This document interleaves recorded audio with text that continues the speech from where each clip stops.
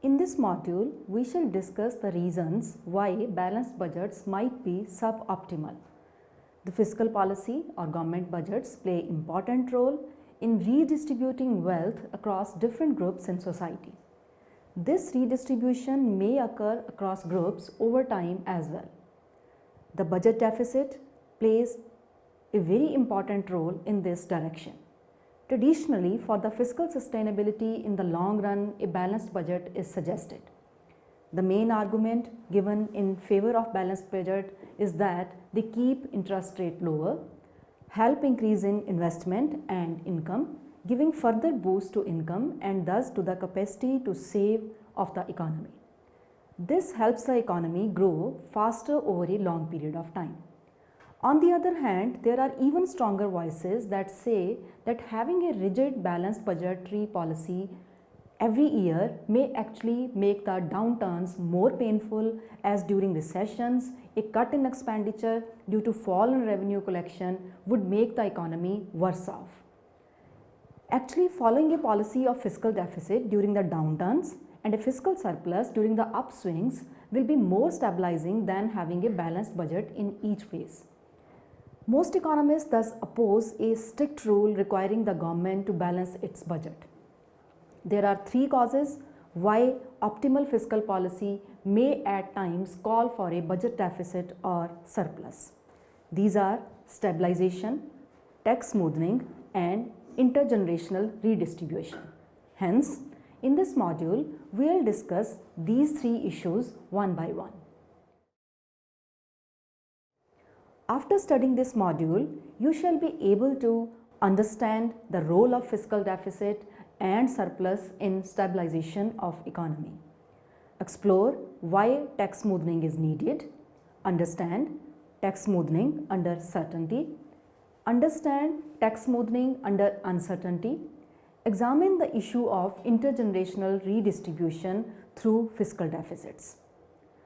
First, we shall discuss stabilization. A budget deficit or surplus can help stabilize the economy. In essence, a balanced budget rule would cancel the automatic stabilizing powers of the system of taxes and transfers. When the economy moves into a recession, taxes automatically fall and transfers automatically rise. Although these automatic responses help stabilize the economy, they push the budget into deficit. A strict balanced budget rule would need the government to raise taxes or reduce spending in a recession. But these actions would in turn depress aggregate demand. Discretionary fiscal policy is probable to counter-cyclical. The fiscal balances move in response to both discretionary policy actions and by cyclical changes in the macroeconomic environment. During pessimistic economic environment, taxes may be cut or expenditure increased due to discretionary policy actions, resulting in worse fiscal balance. When economic activity goes down, revenues are negatively affected and spending may increase automatically. But looking solely at changes in the fiscal balance can thus be misleading, as we can separate the effect of discretionary policy changes and that of recession on fiscal deficit. This is why cyclical adjustment is required to disaggregate the impact of cyclical movements on fiscal variables and due to the changes in fiscal policy. In this perspective, let us first have the nominal values of the cyclically adjusted fiscal balance. For this purpose, the complete fiscal balance may be disintegrated as OB is equal to PB minus INT is equal to CAPB plus CPB minus INT, where OB is overall fiscal balance, PB is primary balance, INT are interest payments, CAPB is the cyclically adjusted primary balance and CPB is the cyclical primary balance. That is the part of the primary balance that automatically reacts to the cycle.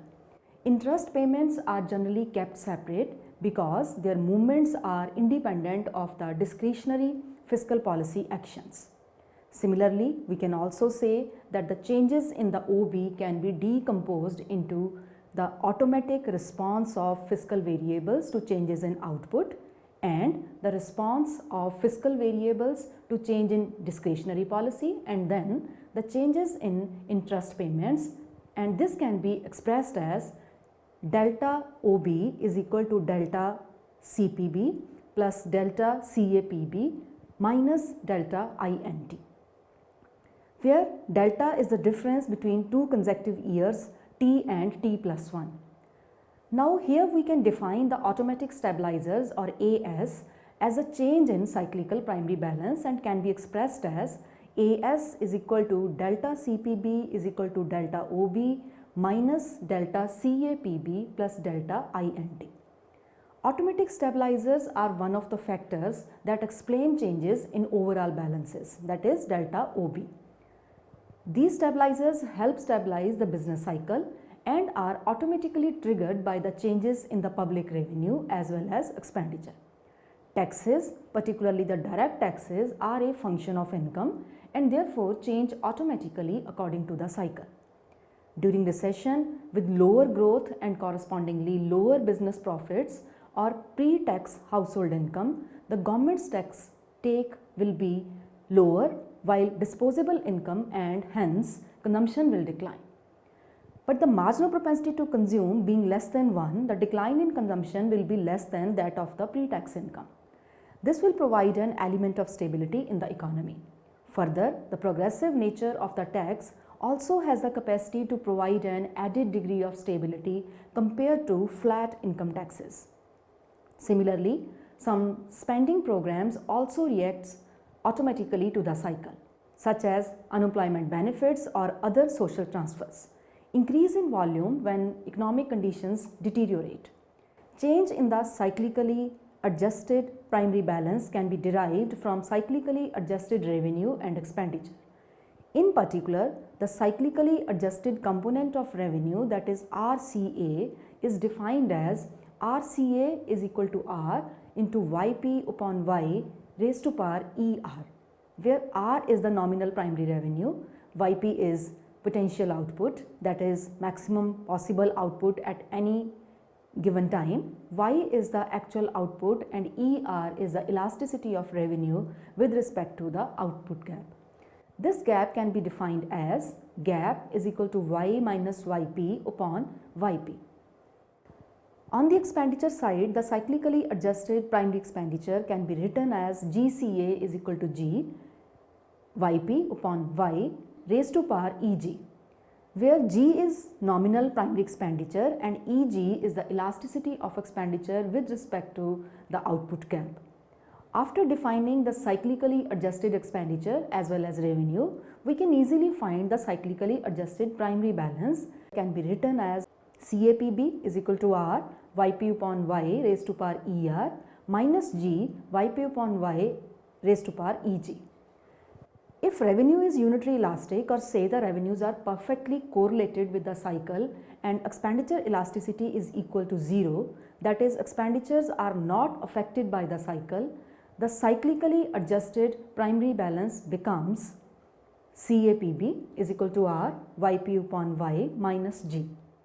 The cyclical primary balance is therefore CPB is equal to OB minus CAPB plus INT is equal to R 1 minus YP upon Y, which is equal to R upon Y YP gap.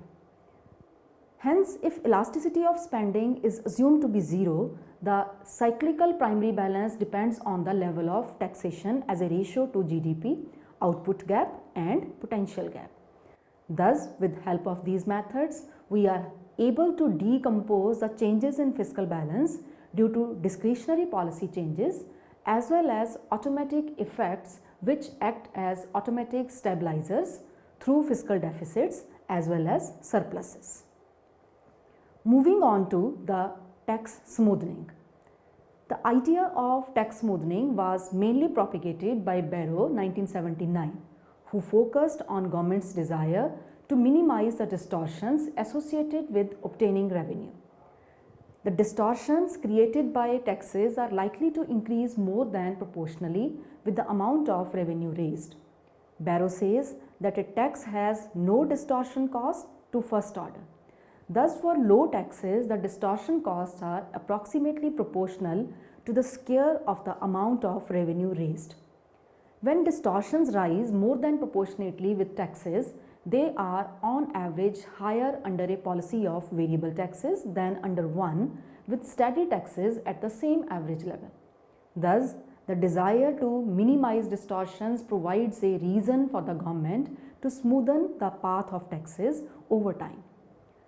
The government wants to minimize the present value of distortions from raising revenue, subject to the constraint that the present value of its revenue not be less than some level. Because there are increasing marginal distortion cost of raising revenue, the government chooses a smooth path for the taxes. A budget deficit or surplus can be used to reduce the distortion of incentives caused by the tax system. High tax rates may also impose a cost on society by discouraging economic activity. A tax on labor earnings, for instance, reduces the incentive that people have to work long hours because this disincentive becomes particularly large at very high tax rates. The total social cost of the taxes is minimized by keeping the tax rates relatively stable rather than making them high in some years and low in others, say by following the policy of tax smoothing. To keep tax rates smooth, a deficit is necessary in years of unusually low income or say recessions or usually high expenditures, that is during wars. Tax smoothing actually can be discussed under certainty as well as uncertainty. Tax smoothing under certainty. Following Barrow's principle that the distortion cost increases with tax rate, we can write the distortion cost function as Ct is equal to Yt, which is a function of Tt upon Yt, and F0 is equal to 0, where F dash 0 is equal to 0 and F double dash dot is greater than 0. Here Ct is the distortion cost, Tt is the tax, Yt is income, and Tt upon Yt becomes the tax rate. Above expression shows that distortions rise more proportionately with taxes relative to output. The government aims to choose the path of taxes to minimize the present value of the distortion cost subject to the requirement that it satisfies its overall budget constraint, which is minimize T0, T1 and so on summation T0 to infinity 1 upon r raised to power t Yt into function of Tt upon Yt, subject to summation t is equal to 0 to infinity 1 upon r raised to power t into Tt is equal to d0 plus summation t is equal to 0 to infinity into 1 upon 1 plus r into t into gt, where G stands for government purchases and R is the real interest rate. Let us assume that the government reduces the taxes in period T by a small amount delta T and increasing taxes in the next period by 1 plus R into delta T, with taxes in all other periods unchanged. This does not change the present value of revenues and hence the budget constraint is satisfied. For optimal budget policy, the marginal benefits or MB must be equal to the marginal cost or MC of change in taxes. Thus, the present value of the marginal benefits of the changes in taxes in T time period for reducing distortions is MB is equal to 1 upon 1 plus R raised to power T into Yt into F dash Tt upon Yt into 1 upon Yt into delta T, which is equal to 1 upon 1 plus R raised to power T into F dash Tt upon Yt into delta T.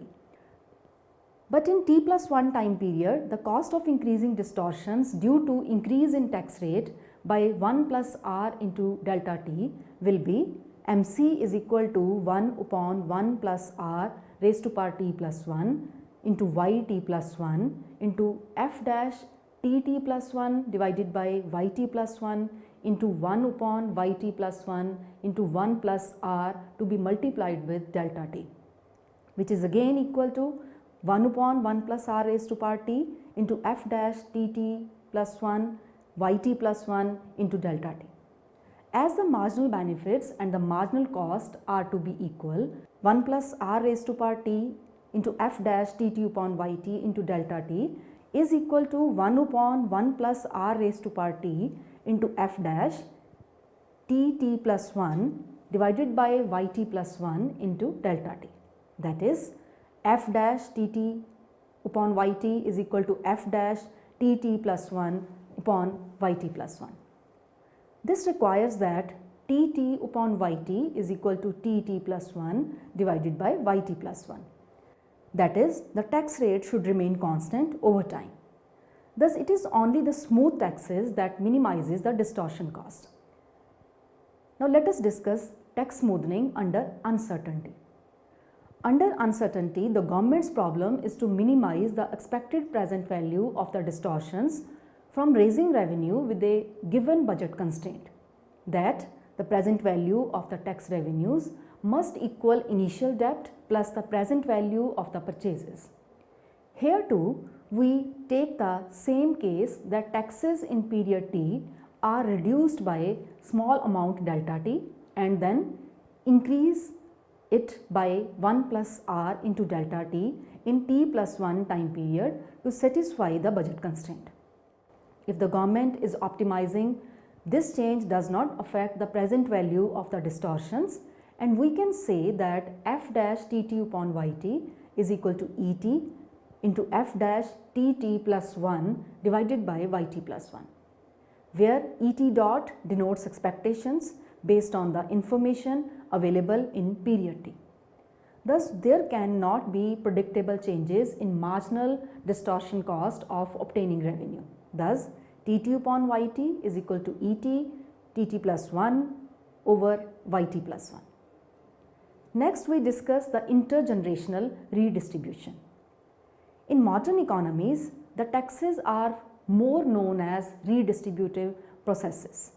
This redistribution is not merely between the richer and the poor classes at a given point of time, but is also between the generations.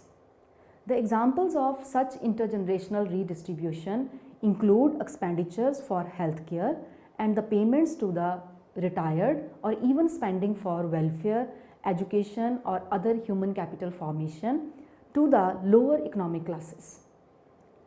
The redistributive hypothesis explains budget deficits as a decision to tax future generations.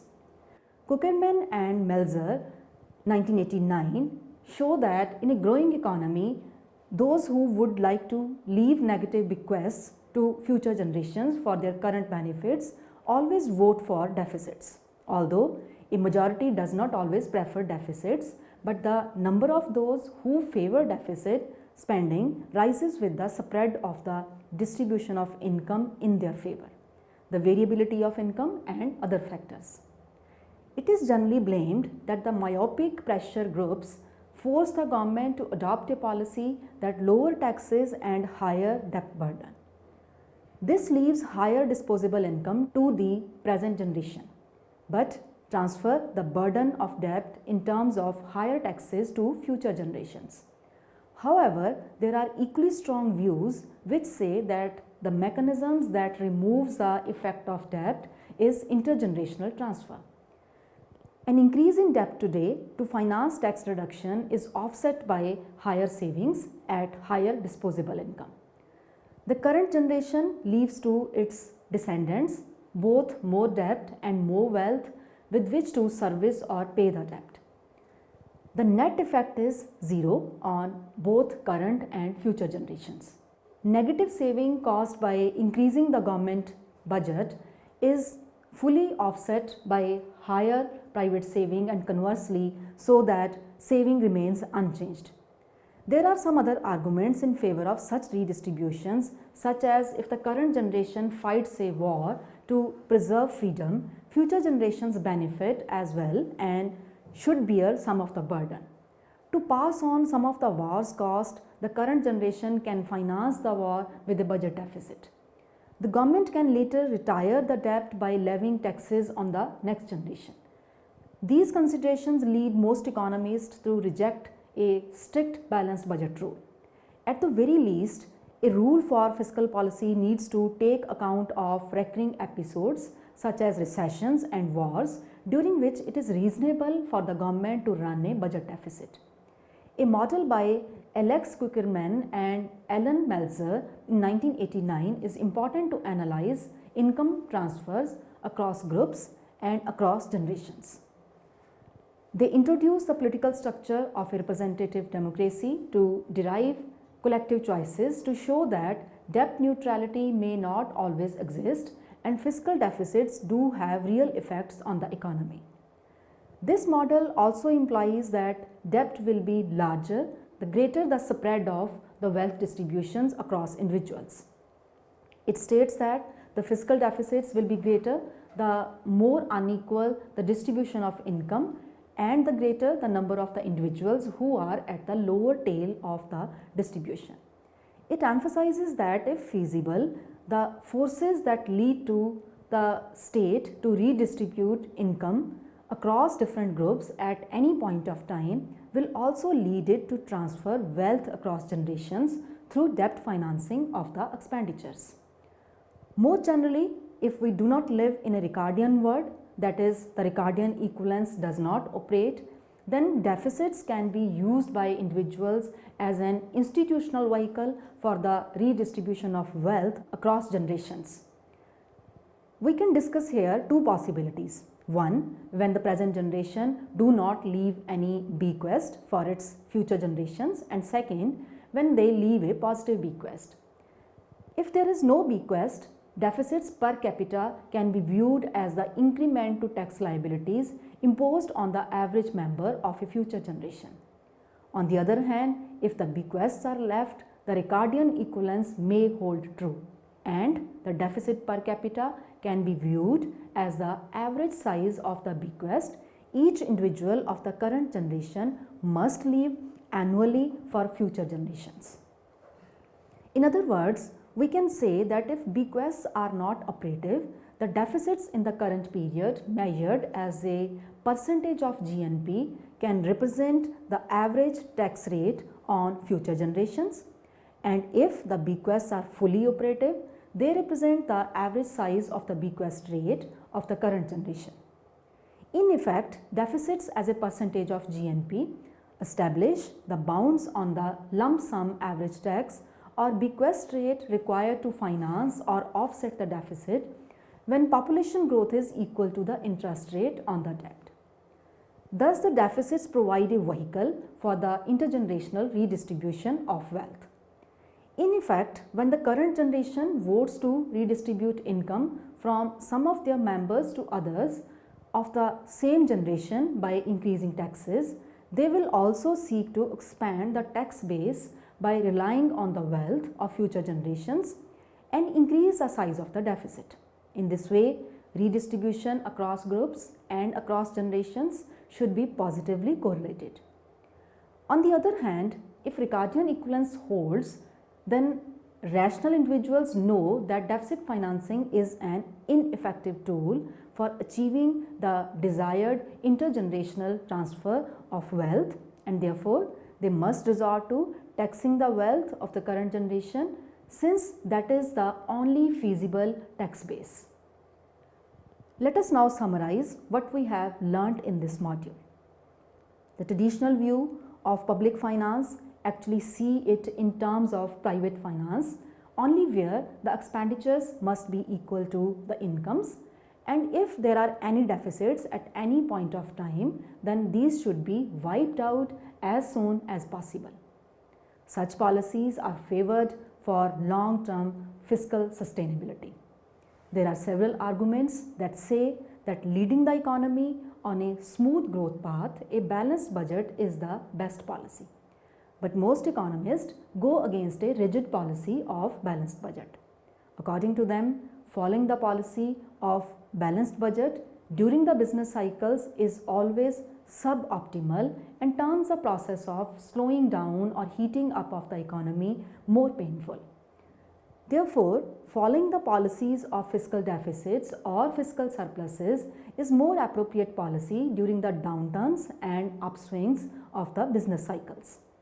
Moreover, raising the tax rate to deal with the growing expenditure in order to have a balanced budget may not be a wise policy, as it may increase the cost of distortions which have a tendency to increase with increase in tax rates. Finally, it has also been felt that the fiscal deficits play an important role in intergenerational redistribution. It is being felt that if the current generation does not leave any bequests for the future generations, the deficits in the current period measured as percentage of GNP can represent the average tax rate on future generations.